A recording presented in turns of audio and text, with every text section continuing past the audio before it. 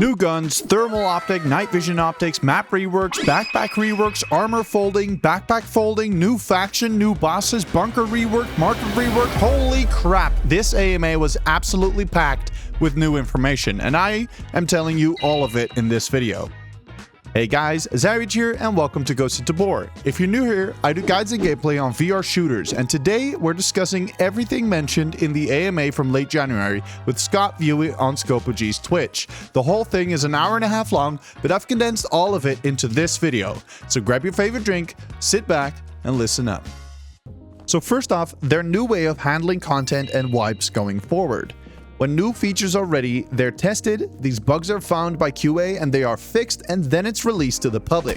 They're hoping to get 2 bug fix and patches out a month, and new features and content is coming much more frequently this way. Wipes will actually happen when big things happen, like the island remodel. More on this later. Let's start with the new guns and the new scopes. So the guns that were promised early 2025, there's going to be 1, maybe 2 new guns at the next wipe, one of which will be a MP5K, an MP5 with rails. The rest is being pushed back, but will be coming in 2025. Scott mentioned a couple of these being the MDR556, the FAL, the HK416, an M1 Garant variant, and then there's the LMG, the M249, which is being fixed and worked on and might actually be included in this wipe or the next. And while we're on LMGs, there's another gun that was mentioned, the MG42, which is a monster of a German LMG, and this will be coming to Ghost of Tabor in the future. With all these new guns, we're going to get new ammo, but there's also going to be new ammo types. These will be appearing over the next few months.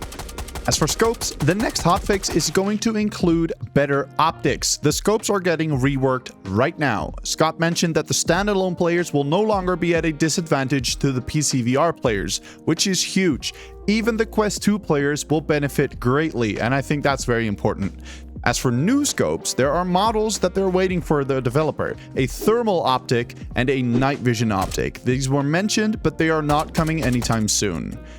And while we're on attachments, the flashlights are getting a blinding feature just like in Tarkov. This is on a lower priority though. More new attachments are on the to-do list, but the focus of the dev team is on fixing the current problems and bugs and changing and implementing new features like the next one, which I think is fucking huge. Backpacks are getting a change. They're getting a visual update. The adventure backpack is getting a model update. You'll be able to attach a helmet on one side, the gun on the other side. There's going to be backpack folding. There's going to be armor folding, so you can store that on your backpack or in your backpack, meaning it's going to be a lot easier to take out helmets, backpacks, rigs, and guns. They're also optimizing the armor. With all the attachment points that they currently have, they're apparently very heavy on game performance, which is now preventing more players from getting into the map. This is a necessary thing for the maps and the expansions, which we'll come to in a minute. But first, a new faction and multiple new bosses. There will be a faction change at wipe. The Code of Mall is going to get a faction update, the Zeros, Zero Foxtrots or the Zero Fucks. These guys are comparable to the Tarkov Rogues. There will be 2 bosses inside the Code of Mall roaming around, and there might be another ZF boss that will roam another map. If you guys enjoyed the video so far, leave a like and sub if you want. It really helps the channel a ton and you won't miss out on any future content. Members get early access to my videos, so if that's something you want, check out the join button below. And if you want to catch me live, I stream on Twitch, link in the description. Then for maps, Modka Underground is being reworked right now. I imagine this will improve the performance and make the map feel a lot better. There's a lot of love and a lot of hate on this map, and I personally hope they will add more points of interest. Right now it's mainly the bunker and the red guard spawn where you'll see all the players, but I'd like to see more locations with high value loot and points of interest, and maybe this ZF boss we talked about. Who knows? Island is getting an expansion. It will be bigger, more points of interest, a higher player count. There's going to be way more loot, and I am super pumped. This right now is my favorite map, and it has been since I started Tabor. I love the long range fights and the ways that you can outplay and win your fights here now, and I think the expansion will aid in this even more. Combine this with the scope update, and players on standalone will be just as deadly as the ones on PC VR. Maybe. Mod Miest will also be expanded. The bridge at the Bridgefold will be opened up for you to go to the other areas. You can already see a large building and the buildings across the river there. There's a castle. There's going to be other points of interest. There will be more interiors to buildings. So the whole thing feels much more like a Tarkov street map than what it is right now. This will be coming this year after the island rework, and I am super excited. The last little teaser around the maps, they are reworking two major things. They are not maps though. This is all we got. What is this, guys? If you have any ideas, drop them in the comments. Let's look at some game mechanics that are changing or being improved, and the first one being scav runs. They are being looked into and worked on right now. Scott mentioned that the current server host does not support late joining of matches, which is what player scavs would be doing. So they're looking to switch the host to one that will allow for this. This means that scav runs are coming, and in the dev build, they already have the button for the scav run. So guys, it's coming.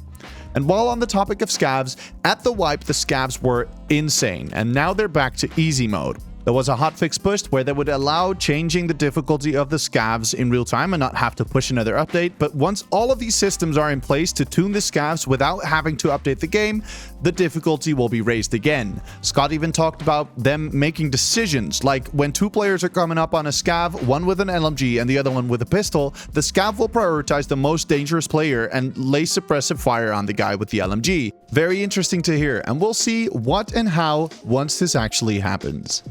Player movement is changing as well. Leaning is currently being tested, and it looks like we're getting this very soon. Along with new character animations like running, crouching, jumping, all of this is getting an update. There was also mention of a tactical sprint coming, which will drain the stamina very fast, but you can run much faster than the current maximum. The new airdrop system, where it's called in with a flare gun. It will have new loot, higher value loot, and I think this is very cool to see. I'm really looking forward to this. There was very little detail given about this, but I imagine you can call it in at any time in the raid, and you can control the location where it's being dropped at. They didn't say when this will be added.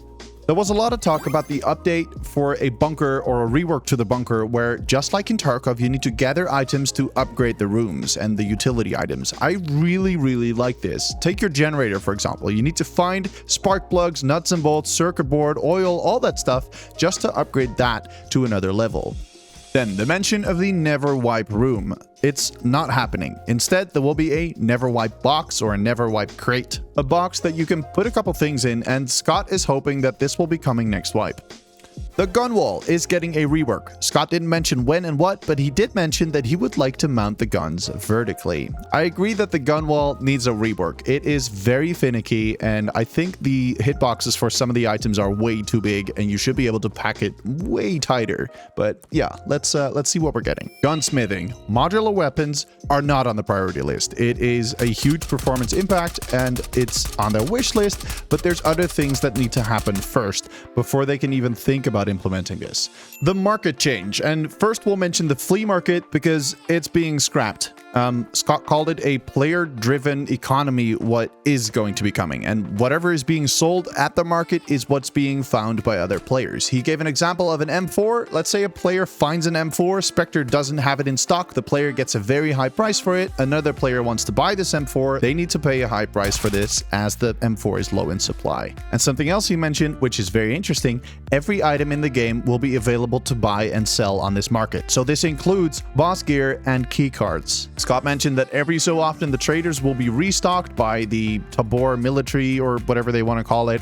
At the end of the AMA, Scott teased that the market and the bunker will be getting a change soon, and soon being wipe or even before wipe. The medical system is getting a change, probably in the next batch. There's going to be a new healing system. Now, individual limb damage was the original plan for Tabors, where just like in Tarkov, you have individual limbs which can get damaged and blackout, etc. When the game came out though, it was changed to the medical system that we know now. We're getting this new medical system though. The NRSs are changing to a new style. There will be a ton of new NRSs coming, new types. I imagine these are all kinds of temporary stims like in Tarkov. For example, a stamina buff like an adrenaline stim. You'll have greater carrying capacity, a healing over time stim, automatic stopping the bleeding, all this stuff. And there will be a new watch to accompany this entire new medical system. There was mention of a new audio system, but most importantly for me, the footsteps should get fixed soon. It's actually driving me nuts. I'm going freaking schizophrenic over here, constantly thinking that there's people walking around right next to me while it's my own footsteps. We're getting a day and night cycle. This is being worked on for all maps, as well as a weather system. Rain, fog, snow? Combat Waffle Studios? I want to build a snowman.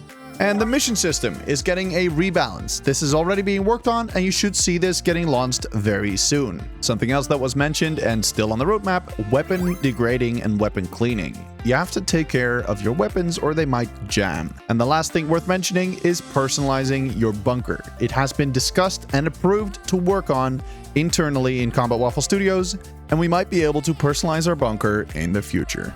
That's it for the AMA. If you're new to Tabor, check out this beginner guide. And there's actually an entire playlist of guide videos for you right there. Thank you guys for watching, and I'll see you guys on the next one.